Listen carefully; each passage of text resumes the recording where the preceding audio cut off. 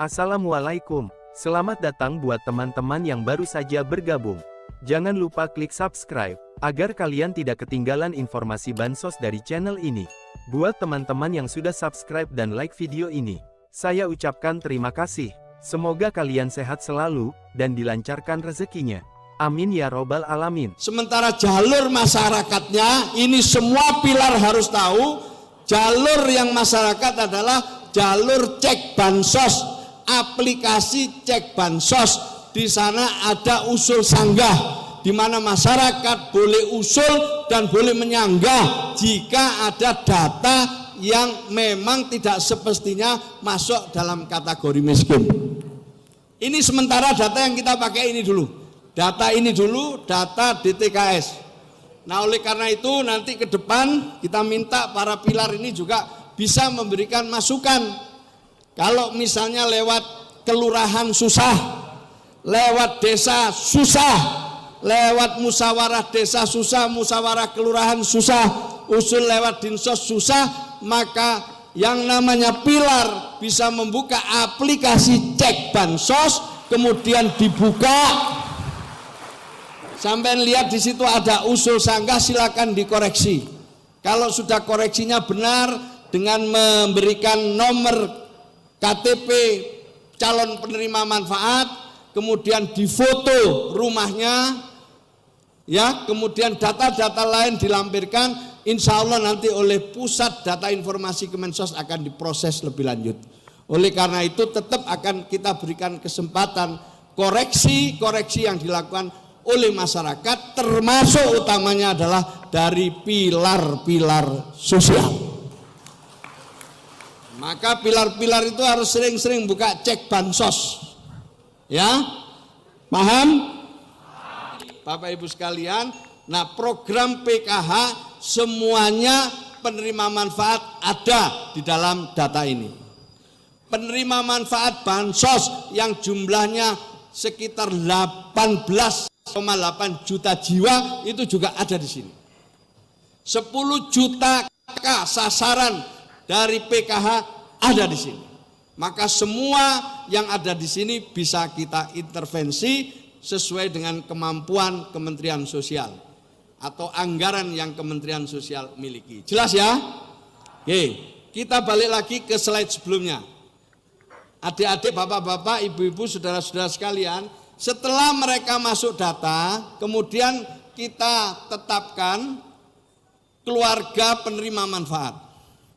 Setelah kita tetapkan mereka yang kita bidik dengan intervensi yang kita punya program, berikutnya adalah pertama-tama mereka diberi yang namanya perlindungan dan jaminan sosial. Apa itu perlindungan dan jaminan sosial? Hal-hal yang menyangkut hak dasarnya. Di bidang kesehatan misalnya, dia harus masuk anggota BPJS Kesehatan agar kalau sakit tidak mikir lagi biaya. Itu dulu. Jadi dia harus masuk PBI. Kemudian yang kedua, jaminan pendidikan, dia harus bisa sekolah. Sekolahnya sudah gratis, diurus oleh Kementerian Pendidikan. Tapi umumnya banyak sekali yang ongkos untuk berangkat tidak punya. Maka itu PKH memberikan program bagi mereka yang usia sekolah, diberi biaya untuk berangkat pulang sekolah dan kebutuhan-kebutuhan yang lainnya.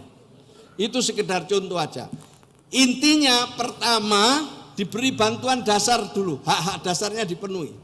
Kalau dia sakit bisa berobat, kalau dia punya anak sekolah, alhamdulillah bisa sekolah, baru dikasih.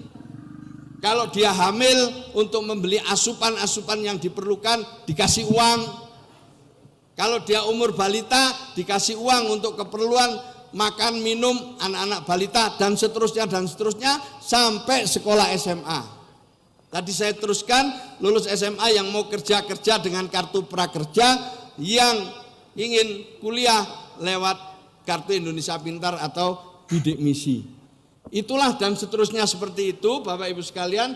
Maka kalau perlindungan sosialnya sudah cukup, sudah selesai, maka nanti digeser ke paling kanan, pemberdayaan. Jadi kalau sudah perlindungan dasarnya selesai, maka digeser ke kanan. Ini pilar-pilar harus paham mana keluarga-keluarga yang sudah fungsi-fungsi sosialnya sudah lengkap, paripurna, maka harus digeser untuk diberdayakan sesuai dengan kemampuan mereka. Yang mau usaha didorong usaha, yang mau pengen punya keterampilan didorong untuk mengikut pendidikan pelatihan dan lain sebagainya, nanti diidentifikasi oleh para pilar-pilar sosial ini, para pendamping ini. Bagi yang tidak bisa langsung diberdayakan, kan ada tadi kelompok rentan dan penyintas, itu di tengah, dia direhab secara sosial.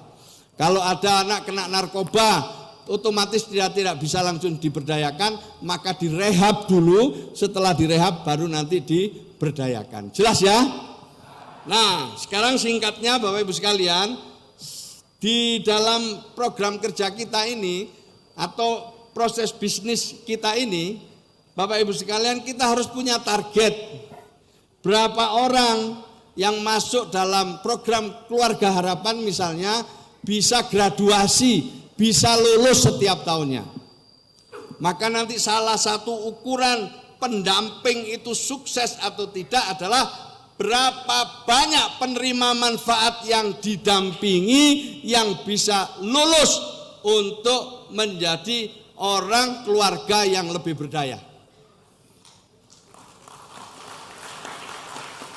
Jadi tugasnya pendamping ukurannya di situ. Kalau dia tidak sanggup, ya ini termasuk yang tanda tanya. Jadi harus punya kerja keras ini nanti para pendamping ini. Luluskan aja yang udah potongan luluskan. Jangan kalau potongannya sudah lulus nggak kamu luluskan. Mereka umumnya pengen dapat bansos terus sepanjang hidup. Maka itu para pendamping, mari kita bikin perubahan cara berpikir kita. Siapa yang paling banyak meluluskan mereka-mereka yang belum beruntung, yang kita sebut mereka yang sudah graduasi itu, nanti kita akan kasih reward. Kita akan kasih apa itu namanya? Penghargaan dan apresiasi. Itu kita akan lakukan itu, ini sudah kita susun ini. Pokoknya pendamping yang sukses, prestasinya besar, kita akan berikan reward. Tapi yang beleret itu bahasa Jawa apa bahasa Sundanya beleret itu? Bukan beleret itu berebet itu, berebet. Ya nggak ada yang keluar itu, nggak ada yang keluar. Ya tetap aja itu aja, KPM-nya itu aja. KPM-nya nggak berubah-ubah, tetap itu aja setiap tahun. Maka akan kita beri sanksi sesuai ketentuan yang ada. Nah, Faisal jelas kamu, paham. Jadi ukurannya nanti ke sana. Sehingga kita ini kerja itu jelas gitu loh. Udah ini graduasi, ini lulus. Nah, apa yang sudah lulus nggak dibantu? Bukan begitu. Yang sampean identifikasi, yang mas-mas saudara-saudara identifikasi bisa diberdayakan, nanti masih kita beri bansos selama 1 tahun. Setelah itu kita berikan modal lewat kementerian yang lain. Jadi mereka akan kita titipkan kepada kementerian lain untuk diberi modal, diintervensi sesuai dengan kementerian masing-masing. Jelas apa tidak? Jelas apa tidak? Atau kita serahkan kepada pemerintah daerah. Kita serahkan kepada pemerintah daerah.